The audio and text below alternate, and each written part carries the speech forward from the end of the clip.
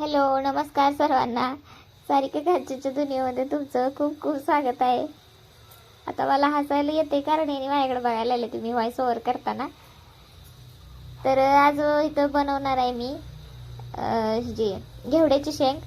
आणि घेवड्याची शेंग भरपूर आणली होती आम्ही, आणि तिच्या बिया म्हणजे जरा ती निबर होती, त्याच्यामुळे मग पहिल्यांदा मी शिजायला ठेवलेली. कारण मग डायरेक्ट भाजून करायची म्हणलं ना त्याच्यातला कडवटपणा तसंच राहतो. तर त्यामुळे मग इथं आता शेंग आपण शिजवून घेतलेली आहे. पहिल्यांदा शेंगामध्ये थोडंसं मीठ टाकले आणि नंतर मग ती शिजवून घ्यायचे.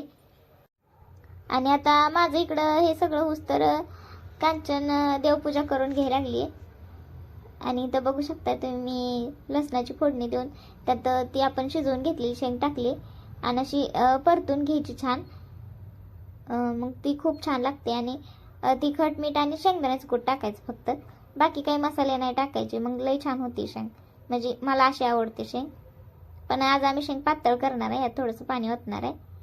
तर आता कांचनची पण देवपूजा झालेली आहे. मी थोडंसं पीठ मळून घेतले आणि आता भाजी पण करून घेतली.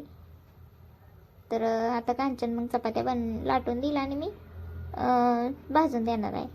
तर संध्याकाळच्या वेळेस मग काय असं नव्हतं, सकाळचं म्हणजे थोडीशी भाजी होती, मग नंतर आम्ही काही जास्त करणार नव्हतो.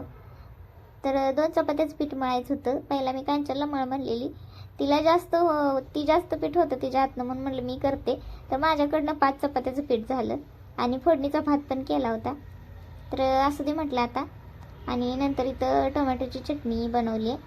तर आता याचा डिटेल व्हिडिओ मी टाकणार आहे, तर तो तुम्ही नक्की बघा. आणि अशा प्रकारे आता रात्री आपलं जेवण तयार झालेलं आहे आणि आता आपण जेवणार आहोत. तर या शॉर्ट व्हिडिओमध्ये मी मॉर्निंगचा आणि इव्हिनिंगचा व्हिडिओ तुमच्यासोबत शेअर केलेला आहे.